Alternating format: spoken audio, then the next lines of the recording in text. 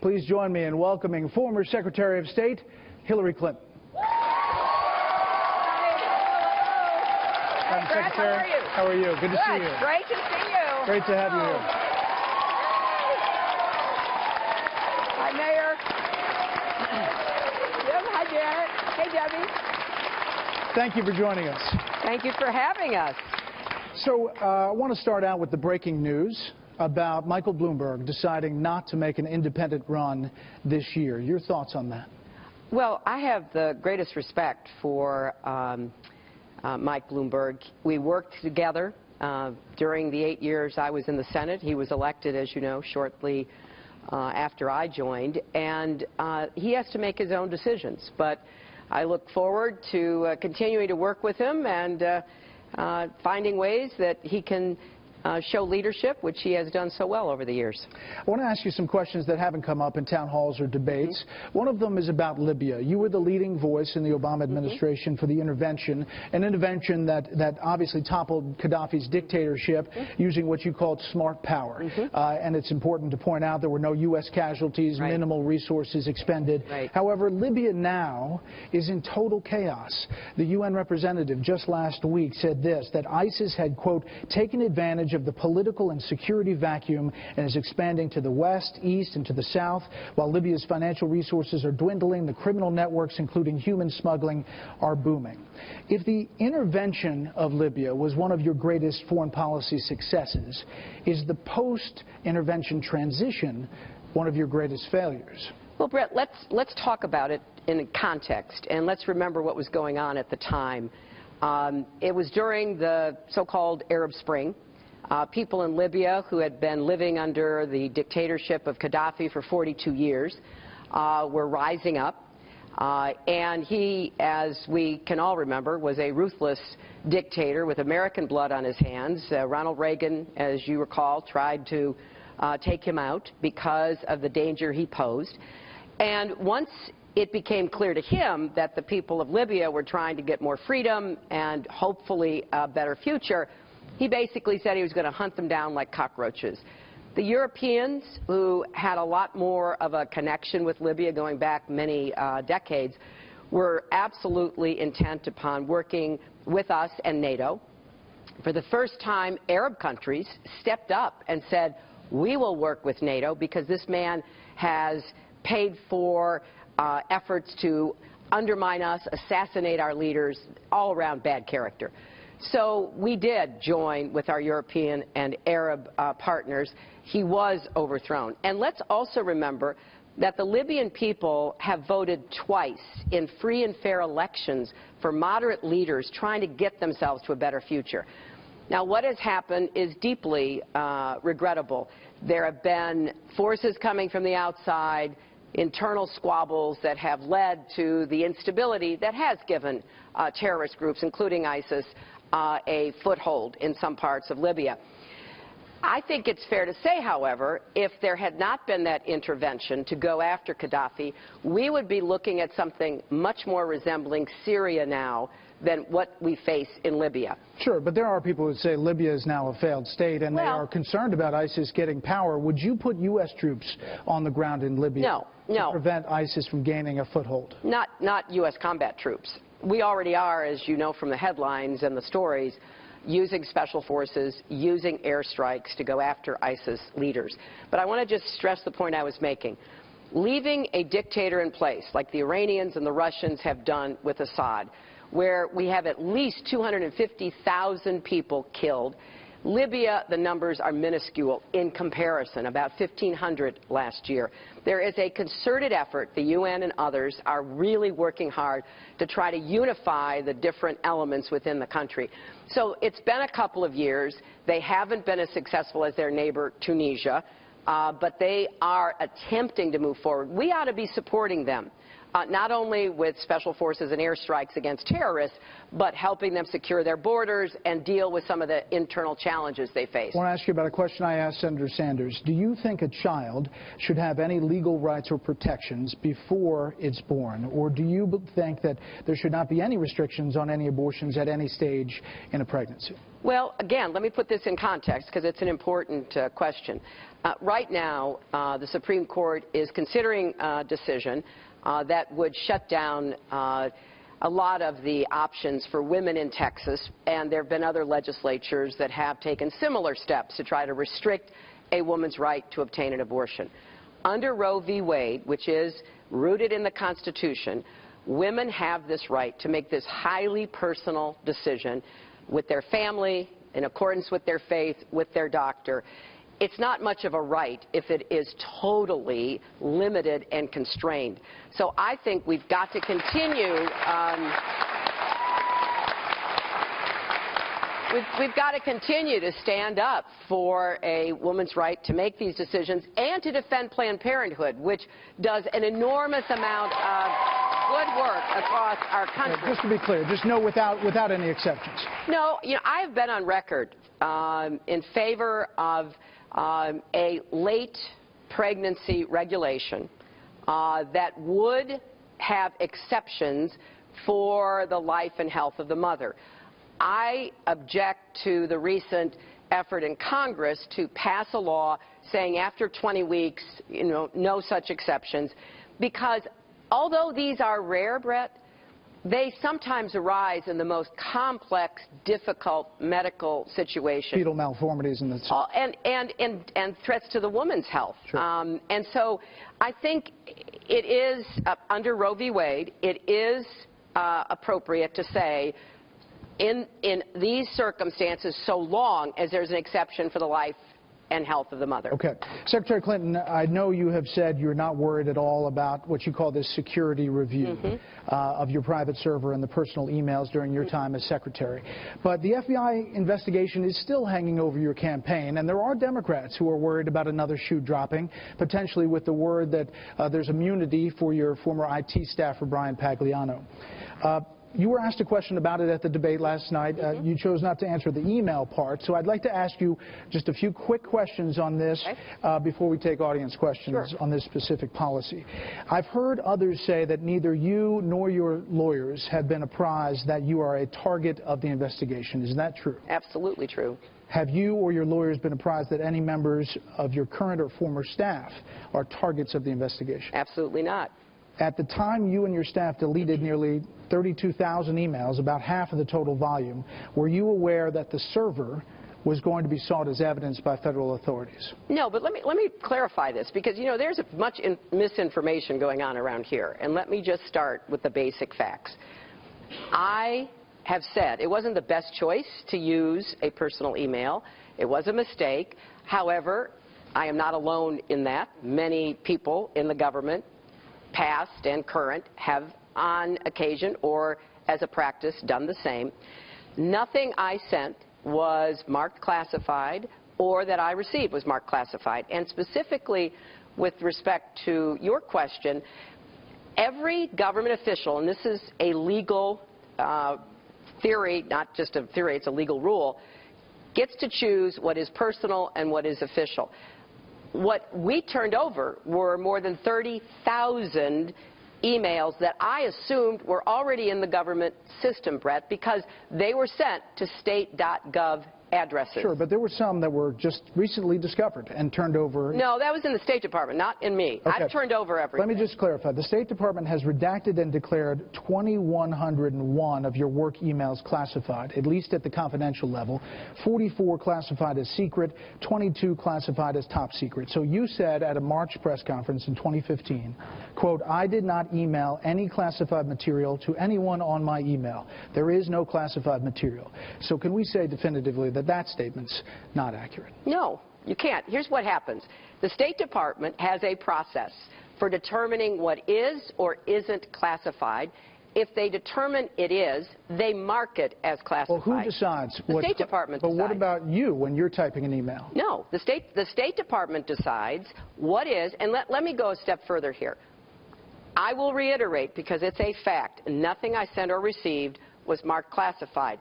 Now, what happens when you ask or when you are asked to make information public is that it's reviewed and different agencies come in with their opinions.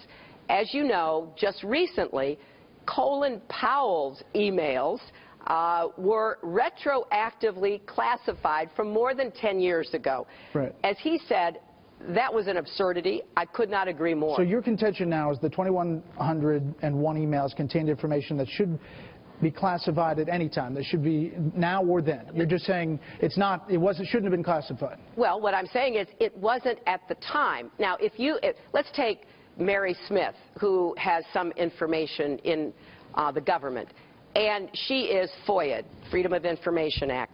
Give us your information, your memos, your emails, whatever it might have been. That then goes through a process. So even though the agency she works in has said none of this is classified, others start to have a chance to weigh in. Sure. So others might say, you know, that wasn't at the time, but now with circumstances, we don't want to release it. So therefore, we have to classify it. I've asked, and I echo Colin Powell on this, release it. And once the American people see it, they will know how absurd this is. So Colin Powell and I are exactly on the same page. We want to get to audience questions. We've got a couple more things there. Let's turn to Douglas Farrick. He's the Vice President of Donor Relations for the United Way locally. Oh, I love the United Way. Hi. Hi. Welcome to Detroit. Thank you. We're really glad you're here. My question surrounds how do you anticipate getting anything done in Washington when compromise is a bad word? You know, this is one of the most important questions for everybody in Washington, not just the next president. I will tell you what I have done and what I intend to do. When I was First Lady, Senator, Secretary of State, I worked closely with Republicans, some of the most partisan Republicans. You know, after we failed to get health care done back in '93, '94, I turned around and started working with Democrats and Republicans to pass the Children's Health Insurance Plan, which has 8 million kids insured. I also worked, because I care deeply about foster care and adoption, with one of the most partisan Republicans then in the Congress, Tom DeLay. But he cared about foster kids. I knew that. I called him up. I said, Congressman, would you work with me to reform the adoption and foster care system? He said, what do you want to do? I said, come to the White House. Let's have a meeting. We were able to find common ground on that issue. When I got to the Senate, I started working with people who had been some of the biggest critics and opponents of my husband's presidency. And we found common ground. I worked with, I think, nearly all, if not all, of the Republicans that I served with. And when I became Secretary of State, I did the same. Now, I'm not saying this is easy, but as my good friend Debbie Dingell knows, you have to work at it every single day. You have to get up, you have to try to find the relationships, you have to build on it, you have to find common ground. And that is what I will do. Now, the other thing I will say, which is a little bit kind of funny, is when I'm not running for something, the Republicans say really nice things about me. And I have like a whole archive of those comments. Because I did work with them, and I will work with them. I'll go anywhere to meet with anyone, anytime, to find common ground. I will also stand my ground, because I will disagree with some of the things that they want to do. But I think your point is so important. Our founders created a system where they made clear no human being has all the answers. You have to work together. They had some really intense disagreements, but they kept working until they could come to some compromise. Compromise is not a dirty word. It is the way democracy has to work, and that's what I will do. Thank you, Douglas, for the question. I asked this Secretary Clinton to Senator Sanders. Who is your favorite Republican? You know, I've worked with so many of them, and the women in the Senate became good friends, both Democrats and Republicans, and we worked on a lot of issues. Susan Collins from Maine, for example. But I also worked with John McCain. He and I joined together to raise money for the rehabilitation hospital in San Antonio for returning veterans. And we also joined with others to work on some important issues. So I have good relations with a lot of Republicans. I hesitate to mention any more names. It will probably hurt them, and I do want to work with them. That's what Senator Sanders said. Let's go to Alton James. He is a recruiter for Wayne State University. Hi, how are you, Mr. Good evening, Secretary Clinton. Thank you for fielding my question. Being an education policy PhD candidate, I really worry about the confluence of poverty and education and what that can yield in terms of crime. I know that in 1994 you supported the crime bill, and I would like to know what were your reasons for supporting it, and if hypothetically that bill were on the table today, would you still be in support? Well, I think that's, you know, as we said last night, both Senator Sanders and I supported it. I didn't have a vote, but I did support it. He voted for it. Why did we do that? Because there was a very serious crime challenge, even an epidemic in a lot of communities in our country at that time. So there were some positive things that were in the crime bill to try to deal with the threat of crime that really had so many serious consequences for people across our country. But as my husband said last summer at the NAACP, there were problems that were solved, but there were mistakes made in that bill. And one of them was, although it was just about the federal system, it set off a chain reaction where more and more people ended up being incarcerated who, in my opinion, should not have been. Low-level offenders, nonviolent offenders. We have to rip away the school-to-prison pipeline and replace it with a cradle-to-college pipeline. And in order to do that, we need a comprehensive approach. So, yes, we have to improve the criminal justice system. We have to divert people from jail and prison. But we also have to provide educational opportunities, particularly for disadvantaged kids from the earliest ages, which is why I support quality early childhood education, universal pre-kindergarten education. We have to work to reverse terrible situations like what you have right now in the Detroit public schools. And I know this is something the mayor cares deeply about. You've got little children in classrooms infested with mold and rodents. That is unacceptable. It is indefensible. I'm calling on the governor to return control of the Detroit public schools to the people of Detroit. And thank you, Alton. So, and I want to finish with just one additional comment, because you alluded to it. It is absolutely imperative that we make college affordable. I have a plan to do that, debt-free tuition, more help for non-tuition costs so more young people can actually start college and complete college. And okay, I'd be glad to tell you, absolutely, because it's different from Senator Sanders. So let me, if I've got time, do I have time, Bret? Okay, this is exciting, good. All right, here's what it is. I call it the New College Compact because everybody is going to have to do their part. I want debt-free tuition. You will never have to borrow money to attend a public college or university. The money that you will need will be provided if you cannot afford to go to college. And right now, given the cost, that covers most people except wealthy people.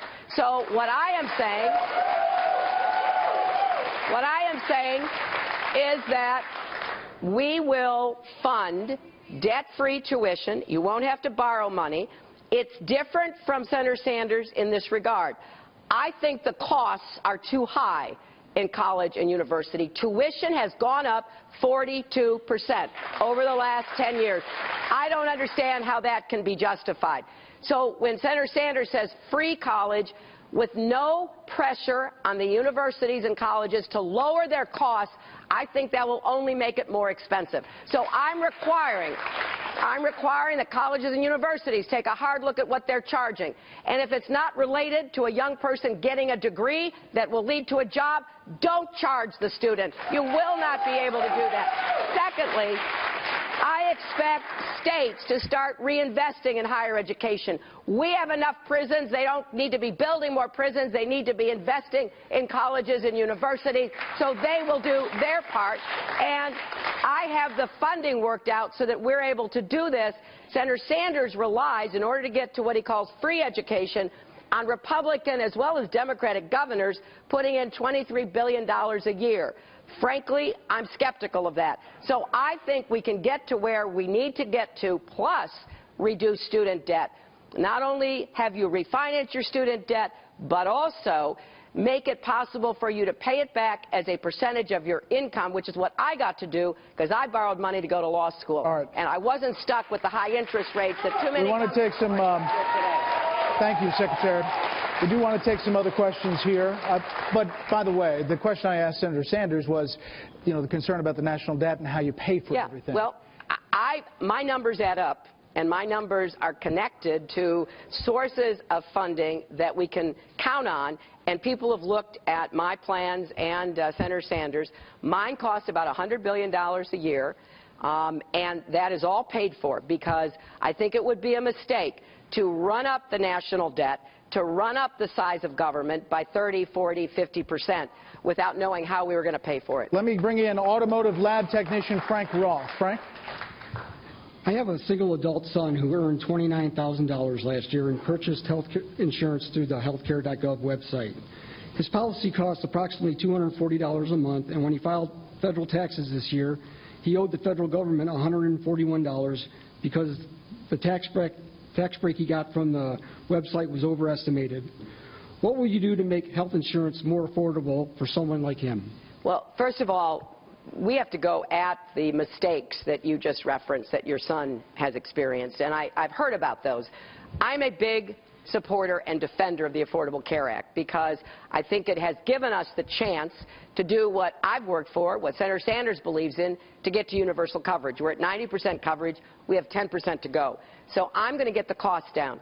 We're going to get out-of-pocket costs down. We're going to get deductibles down. We're going to require more free services within the benefit package, and we're going to go right after prescription drug costs. So all of that should help your son and everybody else. But here's something else I want to do.